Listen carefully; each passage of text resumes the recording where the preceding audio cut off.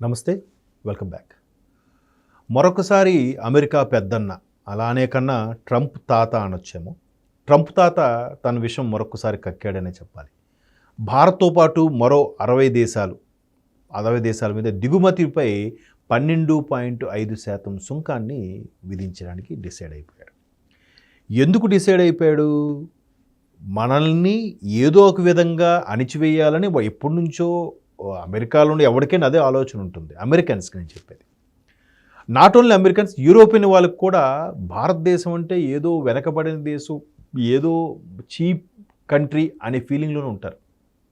మొన్నను professor Jayashankar గారు వెళ్ళినప్పుడు కూడా ఎంత బాగా అడిగితే ఏం చెప్పారు, అసలు మీరు మా టెర్రరిజం దీని మీద మేము పోరాడుతున్న ఎంత ఇబ్బంది పడుతుంటే ఆ టెర్రరిస్టులకి మా మీద యుద్ధానికి ఉసుగొలిపే వాళ్ళందరికి కూడా ఆయుధాలు మీరే కదా సప్లై చేస్తున్నారు, మీకు ఏమాత్రమైన మానవత్వం మనసు ఉందా అని అడిగాడు. కరెక్టే కదా. మొన్న ఒక సర్వేలో చూస్తే ప్రపంచంలో అత్యున్నత ప్రజాస్వామ్య గల దేశాలు అని లిస్టు తీస్తేట భారత్ 157వ స్థానంలో ఉందంట. అది కుళ్ళు వెధవలు కుళ్ళు కపటం కుళ్ళుతో చేసిన సర్వే కాదు అది. పాకిస్తాన్ 153, 154 మన 157 అట. ఇక్కడ అర్థమైపోవట్లే, 197 దేశాలు ఉంటే ప్రపంచవ్యాప్తంగా అందులో 157 అంటే భారత్. ఈరోజు ప్రపంచం అంతా భారత్ మీదకే చూస్తుంది. భారత్లో 0.5% మార్కెట్ షేర్ ఉన్నా వాళ్ళు మిలీనియర్స్ అయిపోతారు. అది వాళ్ళందరికీ తెలుసు. అంటే వీళ్ళంత డెవలప్ అయిపోవడం ఏంటి అనే కక్ష కుళ్ళు కపటం గల పాశ్చాత్య దేశాలు, వెస్ట్రన్ కంట్రీస్ వర్స్ట్ అనమాట. అయితే ఇదే వ్యవహారం మరొకసారి ట్రంప్ పాకిస్తాన్కి మీకు సయ్యద్దు కుదురుస్తా, లేదంటే మిమ్మల్ని సుంకాలు విధిస్తా అంటే తగ్గుతారేమో అని చూశాడు. ఏమీ లే, చిన్న బిస్కెట్ వేసింది సెంట్రల్ గవర్నమెంట్. సరే మీ దగ్గర కూడా ఆయిల్ కొంటాం, రష్యా నుంచే కాదు మీకు కూడా చిన్న డీల్ చేసుకుంటాం. మదర్ ఆఫ్ ఆల్ డీల్స్ కూడా మనకి ఓకే అయిన తరుణంలో వాడు కడుపు మంటతో రగిలిపోతున్నాడు. సరే యుద్ధం హడావుడి దేని మీద మొత్తానికి మళ్ళీ తగ్గాడు. వాళ్ళకి ఏదో మళ్ళీ వాళ్ళతో కూడా డీల్స్ చేసుకుంటామని ఓకే అనుకుంటే సరే ఒక బిస్కెట్ వేసామని చెప్పి వాడు శాంతించాడు. దానికే కదా రాహుల్ గాంధీ గారు, మోదీ గారు అమెరికా కాలు పట్టుకున్నాడు, మోకరిల్లారని ఏవో మాట్లాడారు. కాదు, మొన్న ఆయిల్ సంక్షోభం కూడా రష్యా నుంచి మనకు ఒప్పందం ఉండడం వల్ల సేవ్ అయ్యాం. ఈవెన్ ఇరాన్ కూడా మనకి హెల్ప్ చేస్తామని కాబట్టి సేవ్ అయ్యాం. అయితే ఇప్పుడు మరలా ఈ 12.5 ఏదైతే సుంకం విధిస్తానన్నాడో డెల్, ఇంటెల్ లాంటి IBM లాంటి పెద్ద పెద్ద దిగ్గజాలు, అంటే ల్యాప్టాప్లు, చిప్పులు, సెమీ కండక్టర్స్ లాంటి తయారు చేసే సంస్థలన్నీ కూడా ఒక్కసారిగా దాని ఏదో అంటారు US ట్రేడింగ్ కంపెనీ ఏదో అంటారు, దానికి ఒక సమాఖ్య ఉంది. వాళ్ళు ఆ కంపెనీ ఉండే హెడ్స్ ఒకసారి ఆ సభ్యులందరూ కూడా అమెరికా వైట్ హౌస్కి ఒక మెయిల్ పెట్టారట. మీరు మిగతా దేశాలతో సంబంధం లేదు కానీ భారత్ మీద మరలా ఎట్లాంటి దిగుమతి సుంకాలు విధిస్తే కనుక మాకు ఇబ్బంది అవుతుంది, దాన్ని ఏమంటారు మ్యానుఫ్యాక్చరింగ్ అయ్యే వ్యయం పెరుగుతుంది, అక్కడ అయ్యే ఖర్చు పెరుగుతుంది. ఇంతకుముందు కూడా ట్రంప్ ఇదే విషయం కక్కాడు. టెక్ దిగ్గజాలందరినీ కూడా పిలిపించి మీరు ఎవరినైనా రిక్రూట్ చేసుకోండి కానీ భారతీయులను మాత్రం రిక్రూట్ చేసుకోవద్దు. ఎందుకు? భారతీయులు ఇచ్చిన దానికి అత్యంత విశ్వాసంగా అంతఃకరణ శుద్ధితో పనిచేస్తారు, ఇది వాస్తవం. అఫ్కోర్స్ కొంతమంది ఆ కార్పొరేట్ కల్చర్ని మనము కంపెనీకి మిగిల్చాం, మనకే పేరు వచ్చేయాలనే ఉద్దేశంతో కొంతమంది టెక్ దిగ్గజాలు కక్కుర్తి పడిన మాట వాస్తవమే. కానీ ఓకే అంటే వాడు వెళ్ళాక ఎవరు నేను తగ్గించని చెప్పి కింద స్థాయిలో అందరికీ మన వాళ్ళకు ఉండే ఆయా దేశాలు ఇచ్చే ఫెసిలిటీసు ఇండియాలో ఇవ్వకుండా చేసేయడం, నేను ఎంత కాస్ట్ కటింగ్ తగ్గించాను చూసారని బిల్డప్ కోసం కొంతమంది మన వాళ్ళు ఆ పని చేసిన మాట వాస్తవమే. అయితే ఇక్కడ టెక్ దిగ్గజాలందరూ భారతీయులు ఎందుకంటే తీసుకున్న జీతానికి ఖచ్చితంగా పని చేస్తారు. వాడు అలా కాదు, శని ఆదివారాలు వస్తే ఫోన్ స్విచ్ ఆఫ్, ఫోన్ ఎత్తడు. ఒకవేళ వాడికి చేసిన తిరిగి హ్యూమన్ రైట్స్ కంప్లైంట్ చేస్తాడు, లేదా HR కంప్లైంట్ చేస్తాడు.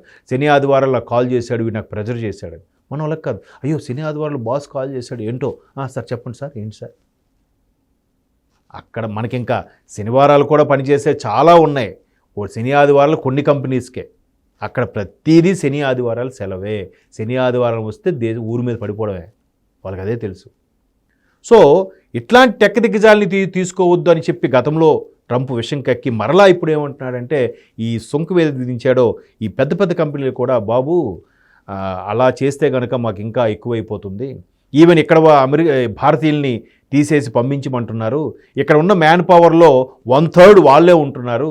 మన వాళ్ళు ఎలాగా సరిగ్గా పనిచేయరు, వాళ్ళైతే ఇచ్చిన దానికి పర్ఫెక్ట్గా పనిచేస్తారు, బాగా రెస్పాండ్ అవుతారు. వాళ్ళు లేకపోతే వీళ్ళకి ప్రెషర్ ఎక్కువ అవుతుంది, వీళ్ళు 10 రోజుల్లో చేయాల్సిన పని 3 నెలల్లో చేస్తారు, మనకి ఇంకా వ్యయం ఎక్కువైపోతుంది, ప్రొడక్షన్ తగ్గిపోతుంది అని చెప్పి ఈ దిగ్గజ కంపెనీలన్నీ కూడా యుఎస్ ట్రేడ్ యూనియన్ ఏదో ఉందంట, వాళ్ళు హెచ్చరించారు ట్రంప్కి. మరి వెనక్కి తగ్గుతాడో లేదో తెలియదు, కానీ ఇది చాలా సందర్భాల్లో జరుగుతూనే ఉంది. మన వాళ్ళు అక్కడ పనిచేసే తీరు. రీసెంట్గా ట్రంప్ కూడా ఇంకో కామెంట్ చేశాడు నిన్న మొన్న.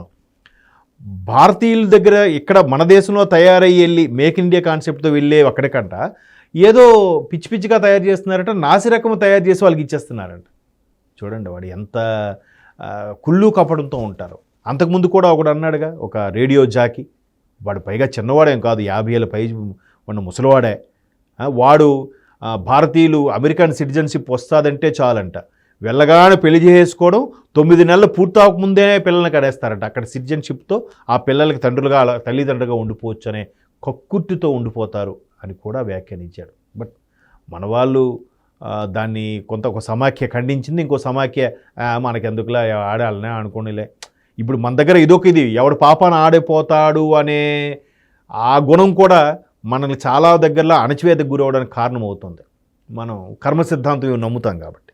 సో ఇక్కడ ట్రంప్ మరొక్కసారి ఇటువంటి ఆంక్షలు పెట్టడం, మరోవైపు ఇరాన్తో మరలా సీజ్ ఫైర్ 60 డేస్ గడిచిపోయింది, మరలా మేము యుద్ధం చేస్తాం, ఇరాన్ వాళ్ళందరూ దుర్మార్గులు, చెప్పిన మాట వినరు అంటున్నాడు.